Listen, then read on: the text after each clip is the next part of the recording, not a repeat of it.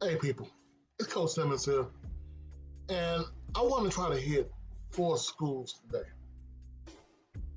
I want to ask a simple question for the day is, where do we go from here?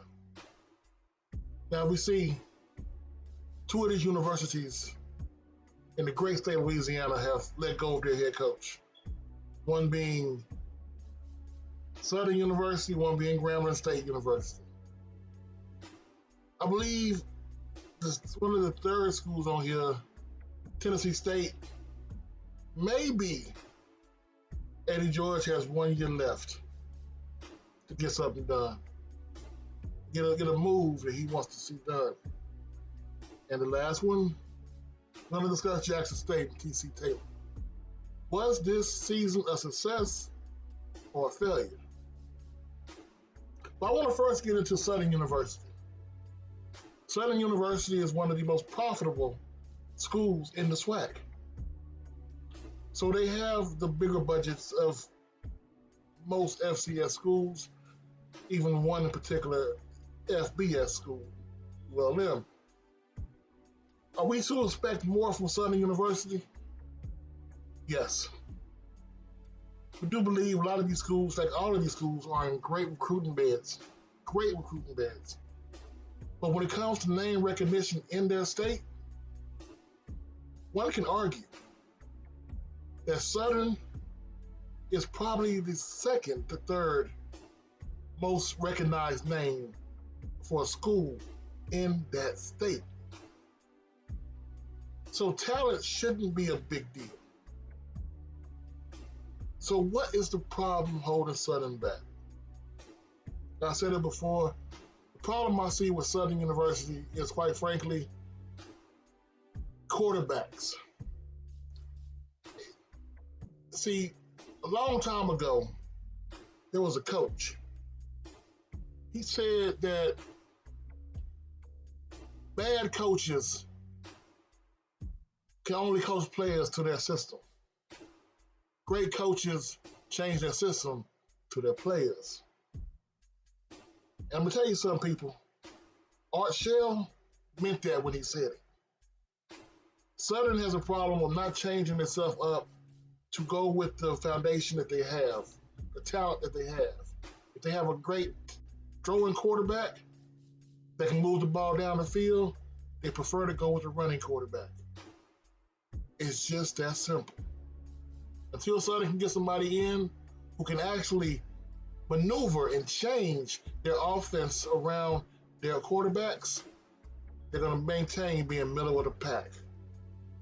Speaking of middle of the pack, Tennessee State University. Honestly, 100%, I rooted for you, man. I rooted for Big Blue. I'm an Eddie George fan. But you know what? Until you move to the SWAC, you're going to continue to have what you have. A lack of fan support, lack of revenue, lack of even the little recognition that you get is not on the field success. It was such a hard pill and a hard thing to force people to understand that you had a shot again for the playoffs before y'all choked it out. Tennessee State needs to be in the SWAC to get more relevance, get their name more recognized and more out there. The history of Tennessee State is one that's second to none almost. The amount of players got to the NFL from Tennessee State, the great city of Nashville that is in. But yet, there's nobody outside of your alumni rooting for you. Well, I do believe in 2 or 3 years, Tennessee State will come back to HBCU land. And maybe at the time, when they come back, they'll get the recognition they need. But there's hope Eddie George is still there when they do. Grambling State University. As I called them the other day, the traveling circus. They let go of Hugh Jackson because, let's be honest, there is no plan going forward for Grambling State. There appears to be a consensus of we're going to keep trying with the same response. I do believe if Hugh Jackson was able to bring in Art Briles, it would have been a whole different discussion. If Miles Crawley would have actually been there earlier, it would have been a whole different discussion. But we can't go back into the past and relive the future. Where does Grambling go from here? I want to think they got to go from within. Because it appears from without that Grambling only wants somebody who can be a puppet and has a link to the past. Until you're willing to go to the future and change up what you're doing, you're going to get the same results over and over and over again. How can you go from being the black Notre Dame to being the black New Mexico State? Think about that. Last but not least, Jacksonians, Jackson State University. Was this year a success or a failure? I think the fact that Jackson State has the only online presence, damn near, for HBCU football, that people thought they were going to win the SWAC this year. Yeah, I picked them to go second. So, yes, it's been a little bit of a disappointment. Games they could have won. They should have won the Alabama State game. They should have won, I'll say it, Texas State, they should have won that game. But I think with Jackson State going forward, do they need a coaching change on the top part? No. I think TC is the right man for the job. But one thing I do believe, their defense and offense must get more aggressive. And you don't got to run a NASCAR offense because people don't understand this. I'm going to tell you right now, everybody and their mama wants to run their air raid offense. They say there's offense that Mike Leach perfected. I'm going to ask you a question. Can you name one team that's run with an air raid offense? A pure air raid offense. I don't mean taking elements of the offense out. I mean a pure, what you think is pure air raid offense. Huh? No. One thing what Jackson State needs to do, if you want to do the four wides, remember, you have some of the best tight ends in the game. Run the ball. What happened to off tackle? I'll give you a little secret. The Mike Lee system everybody's talking about, look at the running backs numbers. The yards for the running backs numbers. The attempts for the running back. Before you start going this all run and shoot, thinking you're Warren Moon, you need to realize Warren Moon never won. That's my problem with Jackson State. They need to, one, figure out who the quarterback's going to be in the off season. Run your offense, balance offense. Don't let anybody key up on it. So now that that's said, what do we go as a whole, man? I mean, honestly, looking at this was a very disappointing season for HBCU football. We have a bunch of missed opportunities and missed shots, and Morgan State almost could have, should have beaten a couple of FBS teams. Can you imagine that?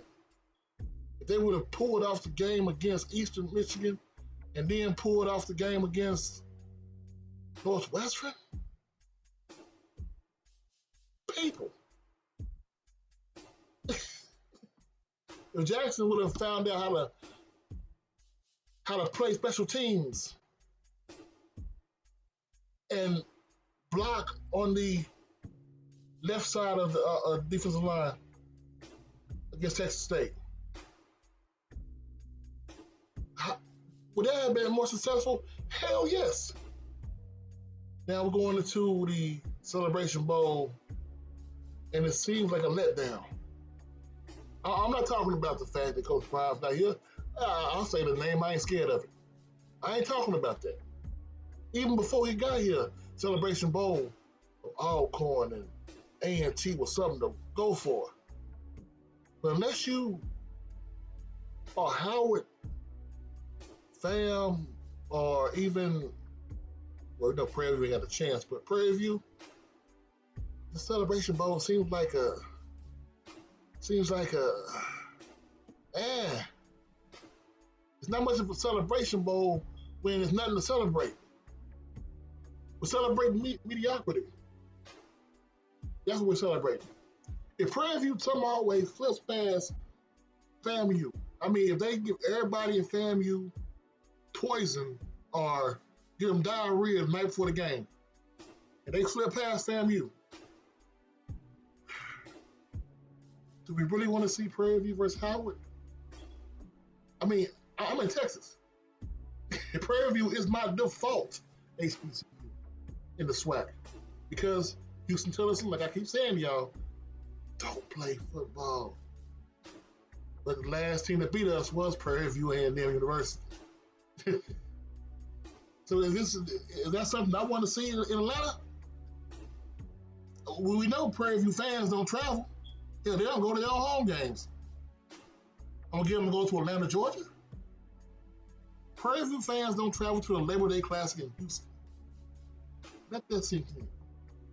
And you want me to see them in Atlanta?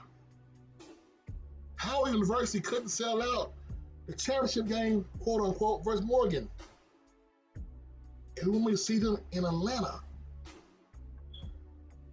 People, what the hell am I missing here?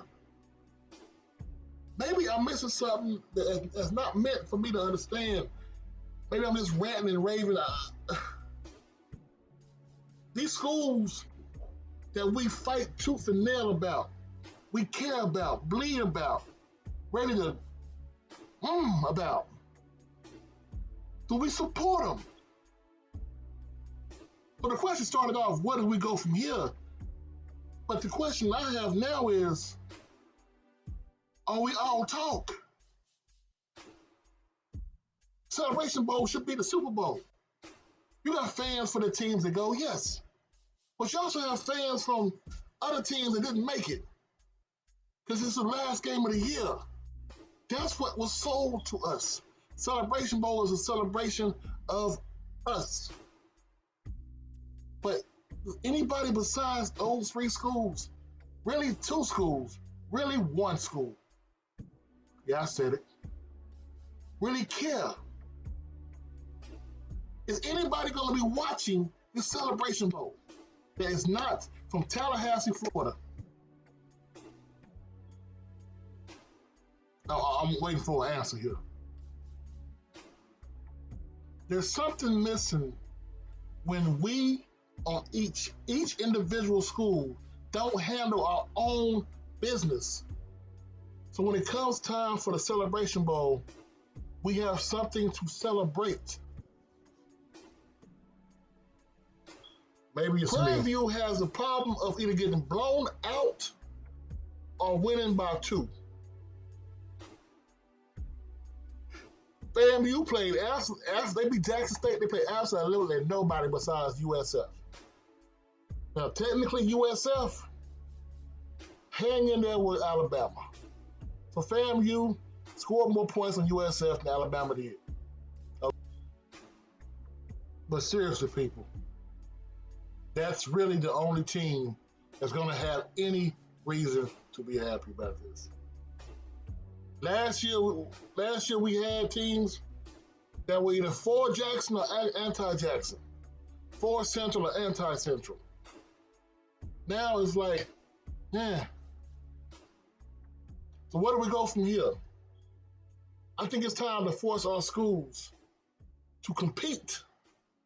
So by the end of the year, we all can celebrate. Coach Simmons, I'm out, man.